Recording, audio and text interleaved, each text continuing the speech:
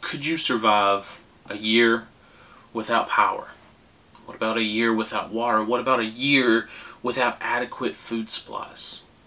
Could you survive all of that while being in a war-torn country and not knowing what side of the war you were on?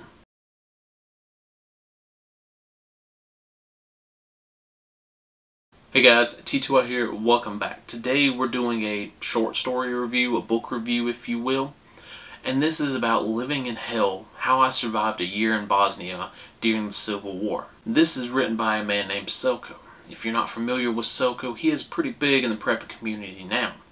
But when he first posted his story, when he first posted this short story, this first-hand account, he was an unknown. And this short story is his first-hand account on how he survived a year in Bosnia between the years of 92 and 95 during the Civil War, when his town, when his community, when his city of 50 to 60,000 people was surrounded.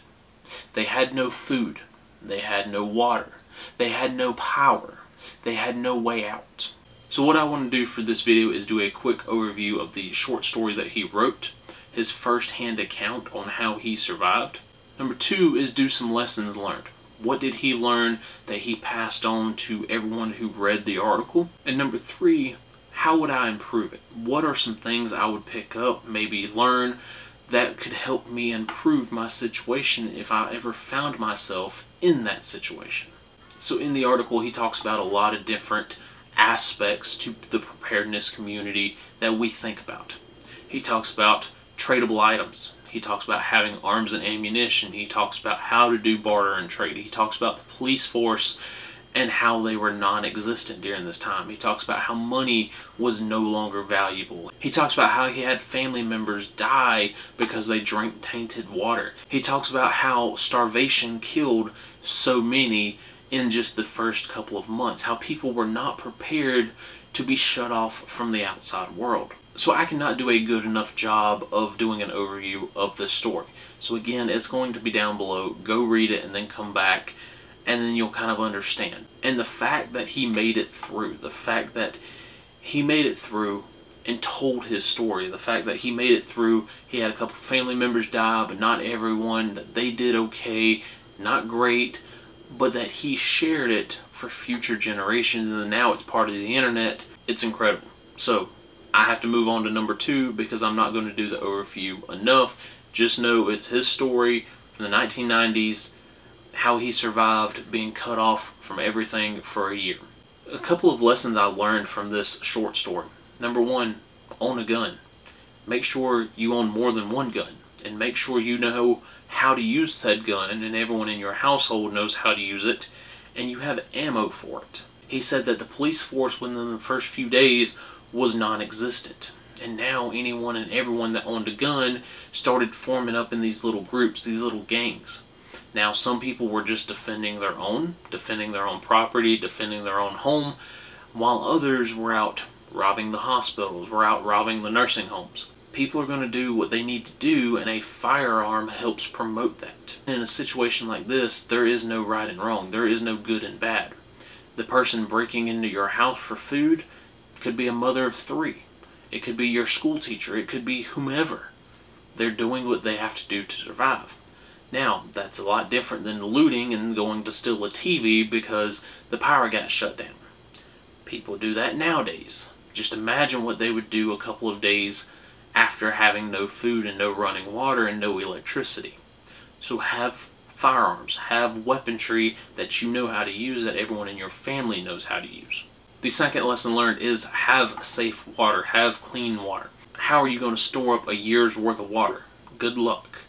Maybe a single person with a big farm can do it, but my family of 6, if I need enough water for a year, that's a lot of gallons of water. So instead, I need to find a water source and a way to make that water safe to drink. Here on this channel, we have talked about so many different water filters. Everything from a personal water filter like a Life Straw to a community water filter like the Hydro Blue 5-gallon bucket adapter. Now again, this event took place in the 1990s. 30 years of technology advancements have been made. Now you can go down to Walmart and get a $20 water filter that will filter water up to 100,000 gallons, I think is most of them. Will that last you for a year? Yeah, more than likely. But is it good to have a backup? Yes. Number 3, have food, learn to grow food, learn to preserve food, have food. He talks about how many people had gardens, how many people did not have gardens. So how is that any different today? I know here on the prepping community side of YouTube, you get a couple people with gardens. Yeah, and it's enough to maybe fill a freezer full, but not enough to last for a year. You're talking about a farmland size of food to feed your family for a year. But there's also a saying, we are 9 meals away from anarchy. That means that the average American has less than 3 days worth of food in their house. That's not a lot of food, guys, and especially when you talk about a year event like this. 3 days is nothing. 3 days is a drop in the bucket. What are you going to do when your family's starving? What are you going to do when your kids are starving? He mentions during the trade and barter section, which we'll talk about here in a minute, how for a simple can of soup, you can go spend an hour with some strange woman. And if that's what you want to spend your stockpiles on, hey, go for it. But that person with the food now has the power. That person that can defend that food or can grow their own food now has that power. Number 4, barter and trade. He talks a lot about barter and trade in this short story that he wrote. And a lot of the things that he says, we're still holding on to 10 years later. He says that barter and trade was a big ticket item. Anything and everything could be traded. Again, people were trading their bodies for food. You could trade anything in your household. Doesn't mean it held value, but you could add it into a trade. Some of the things that he would stock up on are your basic things that we talk about even now. Hygiene products, alcohol, ammunition, lighters. Simple things that can fit in a pocket that you can walk around town, not show off, except for that person you're trading with. On top of that, he talks about security. Security when making trades. So he says things like be smart. Always carry extra people with you. You walk in alone to make a trade, you're not walking out. So make sure you go with people. Make sure you have enough people in your little group, in your little hangout spot, that you can afford to take 2 or 3 or 4 people with you to go make a trade. Also, make sure you're not showing off your trade to every Tom, Dick, and Harry that you walk by. I have a big pack right here beside me. And if this pack is loaded down with tradable goods and I've got it strapped on me and I'm walking through town, weaving in and out of alleyways, any person that sees me sees my pack and wants my pack. He says that make sure you have tradable items that are small enough but useful. Things that can fit in a pocket, things that can fit in a small bag when you go to make the trade. The 5th lesson learned is you are going to lose people. Selco unfortunately lost 2 family members due to drinking bad water.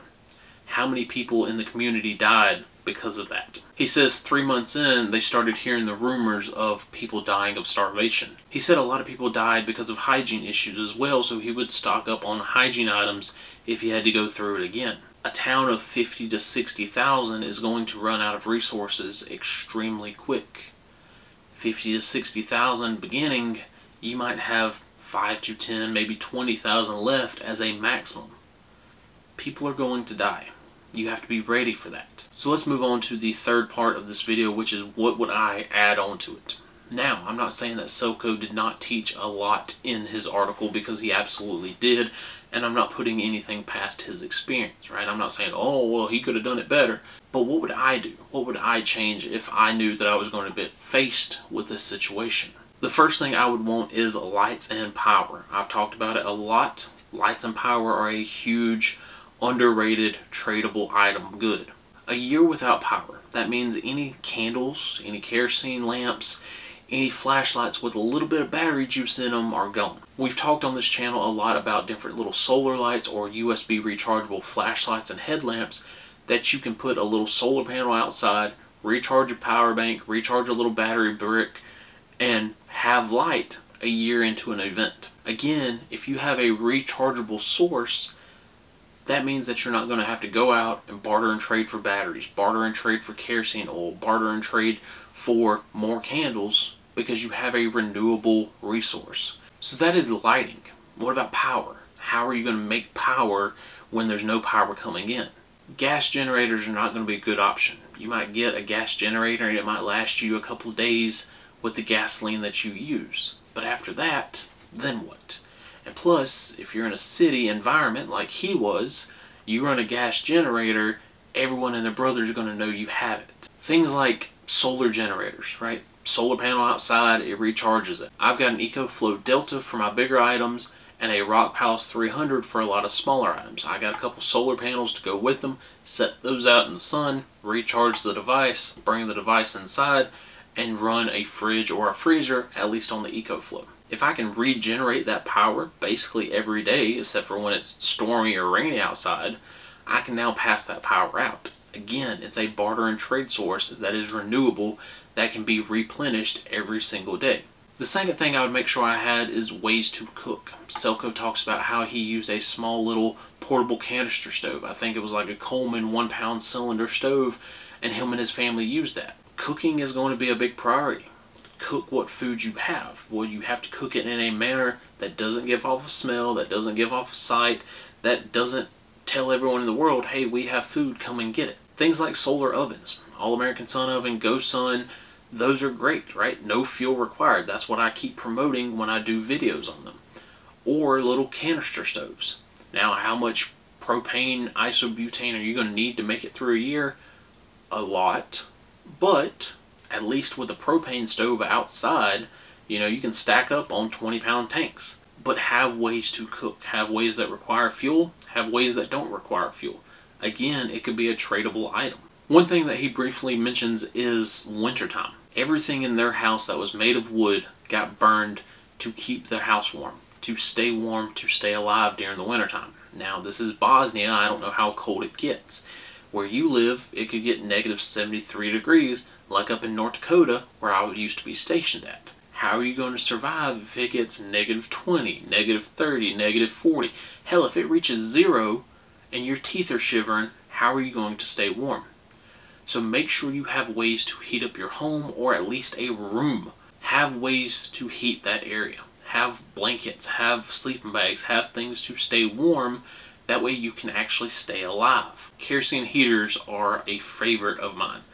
I've grew up on kerosene. That's how we heated our home when we lost power.